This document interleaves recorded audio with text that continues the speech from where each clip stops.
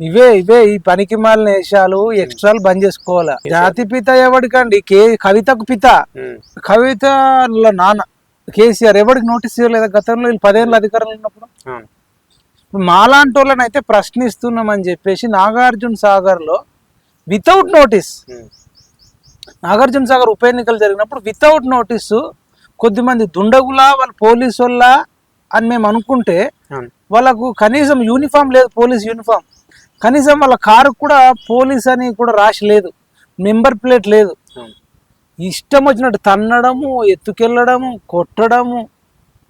మరి అప్పుడు కవిత నోరెట్టిపోయిందని అడుగుతున్నా. కవిత నోరు మూగపోయిందా? ఇంకా వీళ్ళకి నోటీస్ ఇచ్చి సంతోషించాలి. మమ్మల్ని తన్నట్టు ఏం చేస్తారు? మమ్మల్ని అనిపించారు కదా అప్పుడు. కేసీఆర్ అనేటోడు అయితే అంటే సీఎం ఉన్నప్పుడే జరుపుతావు 10 ఏళ్ళు, అంటే సీఎం పడిపోతే ఇంట్లోకి వెళ్ళావా? అంటే అమరవీరులను గుర్తుంచుకోవాల్సిన బాధ్యత లేదా? కనీసం నోరు తెరిచి ఒక మాట తెలంగాణ ప్రజలకు తెలంగాణ ప్రత్యేక రాష్ట్ర ఏర్పాటు దినోత్సవ శుభాకాంక్షలు నోరు తెరిచి చెప్పాలి కదా. ముఖం లేదండి, అధికారం ఉంటేనే ఉంటా, లేకపోతే లేదు. ఇంత సెల్ఫిష్ ఫెలో ఏం చెప్తావు? ఇక ఎవరికి వారిగా కూడా ఈ రాష్ట్ర ఉన్న కార్యక్రమాలు చేసి ఇక్కడ హరీష్ రావు, కేటీఆర్, ఇక్కడ కవిత ఇష్టానుసారంగా ఎవరికి వాళ్ళు చేసిన. అక్కడ కేసీఆర్ అయితే బయటకే రాలేదు మీరు అన్నట్టు, కనీసం శుభాకాంక్షలు కూడా చెప్పలేని పరిస్థితి. ఆ రోజేమో ఉద్యమ సమయంలో కేసీఆర్ లేకపోతే తెలంగాణ వచ్చేది కాదని మాట్లాడతారు. మరి ఏం చెప్తారు మరి ఈ కార్యక్రమంలో పాల్గొనకపోవడం? అదే ఇప్పుడు మొన్న ఒక 10 లక్షల మంది మీటింగ్ ఏదో పెట్టుకున్నాడు వరంగల్, అందరికి 500, 1000 ఇచ్చి. అక్కడ ఒక పాపం ఎద్దు చనిపోయింది, చాలా మందికి యాక్సిడెంట్లు అయినాయి. నీకు అంత గంట సేపు 2 గంటల సేపు ఏదో వాగినావు అక్కడ. వాళ్ళు బీఆర్ఎస్ పార్టీ రజోత్సవ సభ సొంతంగా రాలేదా? బీఆర్ఎస్ పార్టీ కార్యకర్తలు కదా వాళ్ళు. కొందరు వచ్చేవచ్చు కానీ మిగతా వాళ్ళందరూ డబ్బులు ఇస్తే అంతమంది పోయిరు. అది పక్కన పెడితే నువ్వు టీఆర్ఎస్ పార్టీ ఆవిర్భావ దినోత్సవం, బీఆర్ఎస్ పార్టీ ఆవిర్భావ దినోత్సవము, బీఆర్ఎస్ రజోత్సవాలని చేసుకున్నావు. అంటే నీకు నీ పార్టీకి సంబంధించి రజోత్సవాలు జరుపుకున్నావు. మరి తెలంగాణ ఏర్పాటు జూన్ 2 గురించి కనీసం చిన్న వీడియో క్లిప్ అన్న పెట్టాలన్నా తెలంగాణ ప్రజలకు, తెలంగాణ ఉద్యమకారులను, తెలంగాణ అమరవీరులను స్మరించుకోవాల్సిన బాధ్యత లేదు ఆయనకు? శ్రీకాంతాచారిని కానీ, యాదయ్యను కానీ, సువర్ణన్ కానీ, యాదిరెడ్డన్ కానీ, కానిస్టేబుల్ కిష్టయ్యని కానీ, తెలియదంటే తెలంగాణ ఉద్యమంలో అనేక మంది జైలుకు పోయిన వాళ్ళు ఉన్నారు, వాళ్ళని కానీ, లాఠీ దెబ్బలు తిన్న వాళ్ళు ఉన్నారు, కాళ్ళు ఇరిగిపోయిన వాళ్ళు ఉన్నారు, చేతులు ఇరిగిపోయిన వాళ్ళు ఉన్నారు, తెలంగాణ కోసం ఆస్తులు అమ్ముకున్న వాళ్ళు ఉన్నారు. మరి వాళ్ళని గుర్తు చేసుకోవాల్సిన బాధ్యత కేసీఆర్కి లేదా? ఇట్లా కవిత, హరీష్ రావు, కేటీఆర్ గుర్తు చేసిండ్రు కదా. వాళ్ళు కూడా ఎవరి గురించి గుర్తు చేయలేదు. వాళ్ళు ఎవడైనా ప్రతి ఒక్కడు వెళ్ళి మాకు బక్కపల్చినోడు వెళ్ళిండు, బక్కపల్చినోడు ఒక్కోడు వెళ్ళిండు, బక్కపల్చినోడు ఒక్కోడేమి వెళ్ళలే. బక్కపల్చినోడు వెళ్ళకన్నా ముందే మా రోజు వీరన్న సూర్యాపేట సభ జరిపిర్రు, తర్వాత భువనగిరిలో బిల్లిలలితక్క సభ జరిగింది. అంతకుముందు 369 ఉద్యమం జరిగినప్పుడు అనేక మంది ఉన్నారు. కొండా లక్ష్మణ్ బాపూజీ ఉన్నాడు, అంతకుముందే జయశంకర్ సార్ ఉన్నాడు, కేశవరావు జాదవ్ ఉన్నాడు, ముచ్చర్ల సత్యనారాయణ ఉన్నాడు, అనేక మంది కవులు, కళాకారులు ఉన్నారు. పాశం యాదగిరి అని ఉన్నాడు, గాదె ఇన్నయ్య ఉన్నాడు, వి ప్రకాష్ అని ఉన్నాడు. వీళ్ళందరూ ఆల్రెడీ కేసీఆర్ కంటే ముందే వీళ్ళంతా చేసుకుంటూ వస్తున్నారు. ఒక్కోడు బయలుదేరలే. వీళ్ళు చెప్పేదంతా ప్రతిసారి ఒక్కోడు బయలుదేరిండు కాదు. వీళ్ళంతా పునాది లేచిన వాళ్ళు, వీళ్ళంతా కష్టపడి వీళ్ళంతా వెళ్ళి కేసీఆర్ కు, విద్యాసాగర్ రావు ఉన్నాడు, వీళ్ళంతా సబ్జెక్ట్ చెప్పిన వాళ్ళు. మరి ఒక్కడు ఈయన బయలుదేరలే, ఈయన బలవంతంగా గుంజుకొచ్చిర్రు, నువ్వు రా. ఈయన తెలంగాణకు గతంలో ఏం కొట్లాట చేసింది ఏం లేదు. బిల్లిలలితక్క చచ్చిపోయినప్పుడు, మా రోజు వీరన్న చచ్చిపోయినప్పుడు ఈయన అదే టీడీపీ పార్టీలు ఉన్నాడు. అనేక మంది నక్సలైట్లను చంపినప్పుడు కూడా కేసీఆర్ అదే పార్టీలో ఉన్నాడు కదా. అంటే ఆ ఉద్యమాన్ని అంత ఉవ్వెత్తున చేసి ఆయన నాయకత్వంలో ఆయనే కదా దాదాపు 9 రోజులు అమర నిరాహార దీక్ష చేస్తేనే కదా వచ్చింది. అదే అంటారు అందరు కానీ, బీఆర్ఎస్ వాళ్ళు అంటారు కానీ, ఆయన ఫస్ట్ రోజు ఒక్క రోజు ఉన్న తర్వాత సమాజమే అంటుంది బీఆర్ అందరిలో అయితే ఎందుకు కూడా కొడుతుండే. మరి మొన్న ఆయననే నిజంగానే దీక్ష చేసినోడు అయితే మొన్న అంత పొట్టుకి ఎందుకు కూడా కొట్టరు? మరి ఒక్కొక్క దగ్గర 50,000 కేసీఆర్ ఓడిపోయి నీకు అర్థమవుతుందా? కామారెడ్డిలో గెలిచిన ఓడిపోయిందా? మరి ఈయన నిజంగా చేసిండని ప్రజలు నమ్మదు, ఎందుకు కూడా కొడుతుండే? మీరు లైవ్ లో యూట్యూబ్ లోకి వెళ్ళి చూడండి. ఒక రోజు చేసిన తర్వాత 2వ రోజే నిమ్మరసం తాగిండు. ఆయన ఏం చెప్పిండు, మనం చెప్పాలి వాళ్ళ కేసీఆర్ ను కొడుతున్నా నాకు బలవంతంగా తాగిచ్చిరు అన్నాడు. ఎవరన్నా బలవంతంగా తాగిస్తారా? బలవంతంగా తాగిచ్చుడు అనేది ఉంటుంది ఏడన్నా? అంటే 9 రోజులు ఆమరణ దీక్ష చేసి అదే చావును చెప్తున్నా. తలకాయ పెడితేనే సాధ్యమైంది, కానీ ఆ నిర్ణయం ఎవరు తీసుకోలేదు, ఎవరు చేయలేదు కదా. ఓ నీకు ఓ విషయం తెలుసు, అంతకుముందే కోమటిరెడ్డి వెంకటరెడ్డి చేసిండు, అవును. అంతకుముందే ఖమ్మంలో ఒక విద్యార్థి చేసిండు, అంతకుముందే అవును. అట్లా అనేక మంది చేసిర్రు. ఈయన కూడా చేసి మంచిగా చేసి ఉంటే ఏం కాకపోవు.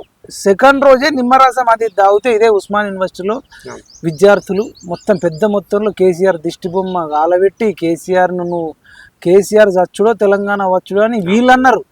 నువ్వు కనుక కూసో, లేకపోతే తంతం కొడతాం సంపుతాం అంటే గద్దరన్న లాంటి వాళ్ళు సపోర్ట్ చేసి విద్యార్థులకు సపోర్ట్ చేస్తే కేసీఆర్ అనేటోడు మళ్ళీ సచ్చిన కుక్కిన పెయిన్లకు కూర్చున్నాడు. అంతేగాని నిజాయితీగా కూర్చుంది లేదు, బలవంతంగా కూర్చునే పెట్టారు, భయపడి సంపుతారని కూర్చునే పెట్టాడు. ఆయన దీక్షను చూసి దిగి రాలేదా అప్పుడున్న కాంగ్రెస్ ప్రభుత్వం? ఇంకో విషయం తెలుసా, వాళ్ళు 9 రోజుల తర్వాత తెలంగాణ ఇస్తున్నామని ప్రకటించరా? ప్రకటించిన తర్వాత ఇది దొంగ దీక్ష అని చెప్పి మళ్ళీ ఇచ్చిన ప్రకటన వెనుకకు తీసుకున్నారు. మీకు తెలియదు ఆ విషయం? కేసీఆర్ దీక్ష కూర్చున్నప్పుడు తెలంగాణ వచ్చిందా తర్వాత వచ్చిందా? నువ్వు చెప్పు నాకు. అంటే ఒకవైపు అక్కడ కేసీఆర్ దీక్ష చేసినప్పుడు తెలంగాణ వచ్చిందా? ప్రకటించిన తర్వాత వెనుకకు పోయారా లేదా? 2009లో మనకు వచ్చింది ఎప్పుడు? 2014 జూన్ 2 నాడు వచ్చింది. కేసీఆర్ దీక్ష కూర్చుంది ఎప్పుడు? 2009లో కూర్చుండు. మరి 2009కి 2014కు ఎన్ని సంవత్సరాల స్ట్రగుల్ ఉంది? ఒకవేళ ఈయన దీక్షతోనే వస్తే మళ్ళీ 5 ఏళ్ళు ఎందుకు లేట్ అయింది చెప్పు నాకు. ఆయన దీక్ష చేసిన తర్వాత మళ్ళీ ఇది దొంగ దీక్ష అని వాళ్ళు గ్రహించి వాళ్ళు రిటర్న్ తీసుకుంటే మనలాంటి వాళ్ళందరం మిలియన్ మార్చి చేసి సకల జనుల పాత్ర, కేసీఆర్ కుటుంబం పాత్ర ఏం లేదంటారా ఇక్కడ? వాళ్ళ పాత్ర కొంచెమే ఉంది, కానీ ఆయన ఒక్కడి వల్ల రాలేదంటున్నాం. వాళ్ళు చేసిన పాత్ర కంటే ఎక్కువ సంపాదించుకున్నారు. అందరు కలిసి కష్టపడి సాధించుకున్నప్పుడు అందరు కష్టపడి ఫలితాలు పొందాలి కదా. వాళ్ళు చేసిన కష్టానికంటే ఎక్కువ సంపాదించుకున్నారని చెప్తున్నాం. ఆయన దీక్ష చేసినప్పుడు తెలంగాణ రాలే. ఏం మార్పు చెందలేదా? ఏం మార్పు? తెలంగాణ వచ్చిన తర్వాత ఏం మార్పు చెప్పండి? కనిపిస్తుంది కదా తెలంగాణ. ప్రతి 10 ఏళ్ళకి ఎక్కడైనా మార్పు వస్తుంది కదా. మార్పు వచ్చింది. ఏం మార్పు వచ్చింది? యువతలో ఎప్పుడు తాగనంత తాగుబోతులు తయారయ్యారు. మనం చిన్న ఉన్నప్పుడు 20 ఏళ్ళ 15 ఏళ్ళ పోరగాళ్ళు రోడ్ల మీద ఎప్పుడు పడితే అక్కడ బ్రిడ్జ్ల మీద, వాగుల కాడ, స్కూళ్ళల్లో, చెట్ల కింద ఎవడన్నా తాగేటోడా? ఇప్పుడు ఎక్కడ పడితే అక్కడ దాబోటల్లో అక్కడ ఇక్కడ. ఇదా డెవలప్మెంట్ అంటే? యువతతో 15-16 ఏళ్ళ పోరగాళ్ళతో గంజాయి దాయిపించుడు, డ్రగ్స్ దాయిపించుడు, మందు దాయిపించుడు, ఇదా డెవలప్మెంట్ అంటే? ఇదా మార్పు అంటే? ఏముంది? ప్రతి ఒక్క ఇంటింటికి రోగమైంది. ఇలా మొత్తం ప్రతి ఇంట్లో రోగాలు తయారు చేసిండు. మొత్తం కెమికల్స్, ఫుడ్ పర్మిషన్లు ఇవ్వడము, కల్తీ చికెన్, కల్తీ ఉప్పు, కల్తీ గ్రామీణ ప్రాంతాల నుంచి చూసుకున్నా పట్నం వరకు, పల్లె నుంచి పట్నం వరకు మనం ఇక ట్యాంక్ బండి పోయినా కూడా కేసీఆర్ నిర్మించిన అన్ని అనిపిస్తాయి కదా. సెక్రటరీ కానివ్వండి, అంబేద్కర్ సెక్రటరీ స్టాచ్యూతోనే మనకు జీవితంలో బీడుబడ్డ భూములను కూడా రైతులు సాగు చేసుకుని పండించుకున్నారు అంటే కేసీఆర్ పుణ్యం. ఏడొచ్చింది నాకు చెప్పు, దాని ఖర్చు ఎంత అయింది? ఎవరు ఇచ్చిండ్రు? ఎకరాకు 5,000, ఎకరాకు 6,000. అది మంచిగా అడిగినావు. ఇప్పుడు రైతు బంధు ఉంది. భూమి లేనోడికి ఫస్ట్ బాగా ఆకలితోని ఉన్నోడికి అన్నా, కొంచెం కడుపు నిండుకున్నోడికి అన్నా, నువ్వు కరెక్ట్ చెప్పు. భూమి లేనోడు పేదోడా, భూమి ఉన్నోడు పేదోడా? కరెక్ట్ చెప్పు నాకు. భూమి లేనివాడు. మరి ఫస్ట్ ఇవ్వాల్సి వస్తే ఎవరికి ఇవ్వాలి? పేద బంధు అని పెట్టి మొత్తానికి మొత్తం భూమి లేనోడు, ఇల్లు లేనోడు, జాగా లేనోడికి ఫస్ట్ ఇవ్వన్నా. మల్లారెడ్డి లాంటి 600 ఎకరాలు ఉన్నోడికి రైతు బంధు, జీవన్ రెడ్డికి, భూస్వాములకు, కోటీశ్వర్లకు, IAS-లకు. కేసీఆర్కి 300 ఎకరాలు ఉందబ్బా. కేసీఆర్కు 300 ఎకరాల ఫామ్ హౌస్కు 300 × 10,000 అంటే ఎన్ని అవుతాయి? 30 లక్షలు అవుతాయి. ఆయనకి సంవత్సరానికి 30 లక్షలు ఒక్కోడికే. 30,000 ఇచ్చిన చేత కల్పిస్తుండే. అదే ఈ 30,000 అయినా సొంతంగా ఇచ్చి ఉంటే మాకు బాధ ఉండకపోవు. ఈ 30,000 కూడా ప్రజల నుంచి ట్యాక్సులు కట్ చేసినాయే. నీకు 30,000 ఇచ్చి ఆయన 30 లక్షలు తీసుకున్నాడు అంటున్నా. ప్రజల సొమ్ము. ప్రతి పంటకు డబ్బులు ఇచ్చిండు. అదే అనారోగ్యం పాలై చనిపోతే అదే చెప్తున్నా. అనారోగ్యమై చచ్చిపోయేటంటే తాగిపిచ్చి చంపి తర్వాత ఇచ్చుడు ముఖ్యమా? అసలు వాళ్ళు చావకుండా ఆరోగ్యాలు చూసుకుంటూ మంచిదా? ఊరూరుకు బెల్ట్ షాపులు పెట్టి తాగి చచ్చిపోయిన తర్వాత డబ్బులు ఇస్తే మంచిదా? ఇప్పుడు గుజరాత్ లో ఎట్లుంది, అక్కడ మద్యపాన నిషేధం లేదు, ఇటు వేసిన మద్యపాన నిషేధం. అంటే రైతులకు పెద్దపీట అంటే వైన్ షాపులు అందుబాటులో తీసుకురావడం, బెల్ట్ షాపులు అందుబాటులో తీసుకురావడం, అలా పిల్లలకు డ్రగ్స్ గంజాయి అందుబాటులోకి తీసుకురావడం రైతుకు పెద్దపీట. భూస్వాములే కదా డెవలప్ అయ్యారు. నీకు 3 ఎకరాలకు 30,000 వచ్చింది, నీ ఎగ్జాంపులే. కేసీఆర్ కి 300 ఎకరాలకు 30 లక్షలు వచ్చింది, మల్లారెడ్డికి 600 ఎకరాలకు 60 లక్షలు వచ్చింది ఇయర్లీ. మల్లారెడ్డికి అన్నా, మీలాంటి వాడికి అన్నా, అసలు భూమి లేనాడికి ఫస్ట్ అన్న. అంటే సామాన్య ప్రజలు ఎవరు బాగుపడలేదా ఆ పథకం ద్వారా? రైతు భరోసా, రైతు బీమా మరి బాగుపడ్డ తర్వాత మరి ఇంకా ఇప్పుడు ఎందుకు ప్రశ్నిస్తారు? ఇప్పుడు ఆల్రెడీ రైతులు బాగుపడరు అనుకుందాం, ఇప్పుడు మళ్ళీ ప్రభుత్వం చేయట్లేదు ఎందుకు ప్రశ్నిస్తారు? ఆల్రెడీ డెవలప్ అయిపోయిన తర్వాత ఇంకా ప్రశ్నలు ఎందుకు వస్తున్నాయి అంటున్నాను నేను. అలా ఏమన్నా విద్య కోసం కొట్లాడుతుర్రా, వైద్యం కోసం కొట్లాడుతుర్రా, మళ్ళీ రైతు బంధు రావట్లేదు అని కొట్లాడుతున్నారు. అంటే మరి వీళ్ళు ఇస్తే డెవలప్ అయితే ఇదంతా ఎందుకు అంటున్నా? ఇవే ఈ పనికి మాలిన దేశాలు ఎక్స్ట్రాలు బంద్ చేసుకోవాలా. India is Indira, Indira is India, India is Indira, Indira is India అన్నట్టు మాట్లాడుకోవచ్చు అప్పట్లో. అట్లాంటి ఇందిరాగాంధీకి సంబంధించే అనేక చట్టానికి ఆమె తలవంచాల్సిన పరిస్థితి వచ్చింది. అట్లాంటిది ఇప్పుడు అదే ఫ్లోలో కేసీఆర్ ఈజ్ తెలంగాణ, తెలంగాణ ఈజ్ కేసీఆర్ అనేది నరేటివ్ బిల్డ్ చేద్దాం అనుకుంటారు. కేసీఆర్ అనేటోడికి ఇస్తే తెలంగాణ ప్రజలకు ఎట్లా ఇచ్చినట్టు అయితే అండి? ఇప్పుడు ఆయన తీసుకున్న అవినీతిలో మనకి సమాజం జాతిపితగా కూడా వస్తుంది. జాతిపిత ఎవడికండి? కవితకు పిత, కేటీఆర్ కు పిత. కవితకు బాగా డబ్బులు ఇచ్చిండు, 20 లక్షల వాచ్ కొనుక్కోవడానికి డబ్బులు ఇచ్చిండు. బంజారా హిల్స్ లో నందినగర్ లో ఇల్లు కట్టుకుంది ఒక 500-600 కోట్లు పెట్టి, జాగానే 500-600 కోట్లు ఉంటది. ఆమెకు పిత అవుతాడు, ఆమెకి ఇచ్చిండు. మనకేమి ఇచ్చిండు పొట్టు? కేటీఆర్ కు ఇచ్చిండు, కోట్ల రూపాయల ఆస్తి ఇచ్చిండు. మనకి ఇచ్చిండు ఏమన్నా? వాళ్ళకి ఇచ్చినప్పుడు వాళ్ళకి పిత అవుతాడు, కానీ మనకెట్లా ఇస్తాడు అబ్బా? మనకెట్లా అవుతాడు? నిజంగా ఆయన జాతి పిత అయితే ఆయన ఆస్తులని తెలంగాణ ప్రజలకు వంచమను, అప్పుడు నేను తెలంగాణ జాతి పితను ఒప్పుకుంటాం. ఉద్యమ నేత కాబట్టి ఉద్యమ నేతనా అది నాదా అని ఒక్కడే కాదు, అందరు చేసారు. కానీ నేను అనేది ఏంటంటే, నువ్వు జాతి పిత అయినప్పుడు నీ ఆస్తులు, నువ్వు సంపాదించిన ఆస్తులు నువ్వు నీ కొడుకు కూతురుకి కాకుండా అందరికి వంచు, అప్పుడు జాతి పిత అవుతావు. అట్లా ఈ కవిత విషయాలన్నీ ఎట్లా చూడొచ్చు? కేసీఆర్ పైన ఈగ వాళ్ళని కూడా ఊరుకోబోము, అవన్నీ కేసీఆర్ ఈగ వాళ్తే ఊరుకోనంటే, ఈగ వాళ్ళటప్పుడు ఎట్లా ఆపుతుంది? ఈగ ఆలుతుంది, దోమ ఆలుతుంది. ఈగలు ఉన్నప్పుడు ఈగలు తడిగిపోతే ఈగ కదా, దోమలు తడిగిపోతే దోమలదా? ఏం చేస్తావు నువ్వు? అంటే బ్లాక్ మెయిల్ చేస్తున్నావా, బెదిరిస్తున్నావా? అంటే ఎంత అవినీతి చేసినా మేము ఒక రౌడీ ముఠ తయారై కాపాడుకుంటామంటుంది. నువ్వు లిక్కర్ స్కామ్ లకు పోతేనేమి నానేం చేయలేకపోయాడు. నీ మీద ఈగ కాదు, దోమ కాదు, లిక్కర్ స్కామ్ లో 6 నెలలు ఉంటే కేసీఆర్ అని సైలెంట్ అయిపోయాడు. కేసీఆర్ జైలుకు పోతే నువ్వు కూడా సైలెంట్ ఉండాల్సిందే, చట్టానికి తల వంచాల్సిందే. కవిత బ్లాక్ మెయిలింగ్ మాటలు మానుకోవాలి. భవిష్యత్తులో ముందు రైలు రోకో వంటి కార్యక్రమాలకు కూడా పిలుపునిచ్చే అవకాశం ఉంది. అదే ఈ అక్రమంగా తెలంగాణ ఉద్యమం కోసమో ఏదన్నా చేస్తే అది వేరు.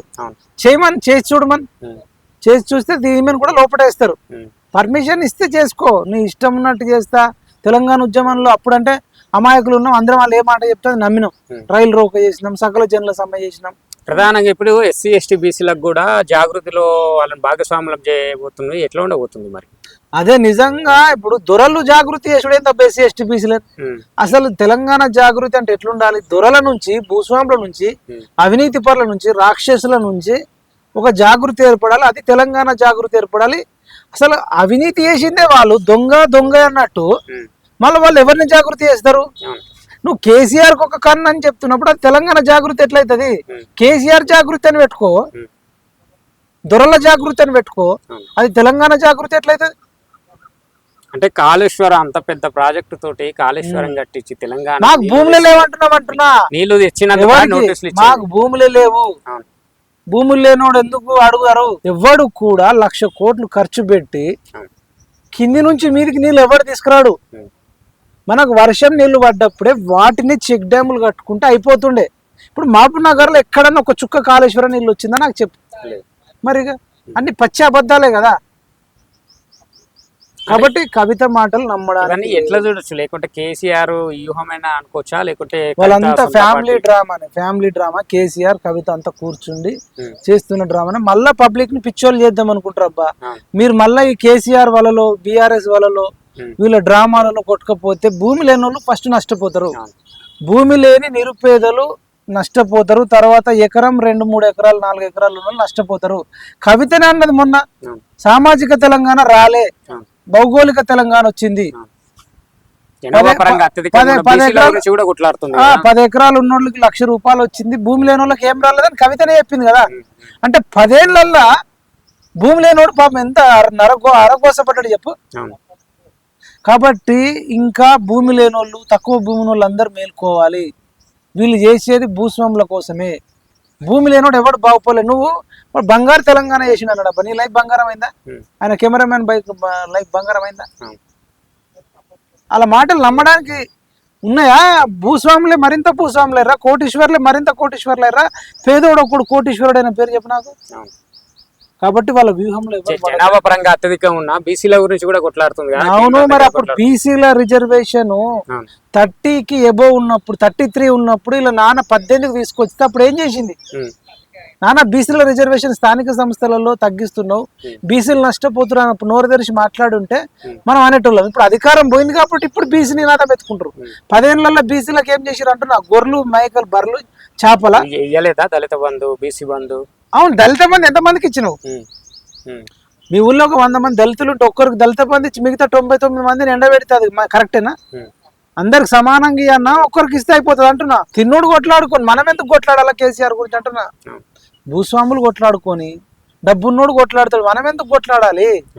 మనకు జాతి పిత కాదు ఆయన, భూస్వాముల పిత అంటున్నా, కోటీశ్వర్ల పిత, డ్రగ్స్ వాళ్ళకి పిత, బెల్ట్ షాపులకు పిత, మనకు పిత కాదు.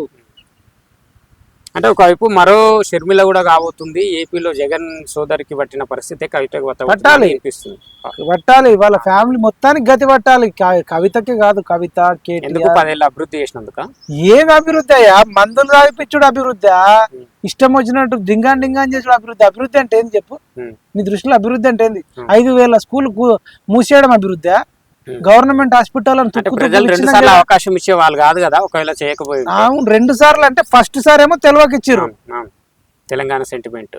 అప్పుడు అధికారంలోకి రాకన్నా ముందు వేసిన ఓట్లు అది డెవలప్మెంట్ చూసేసినట్ట.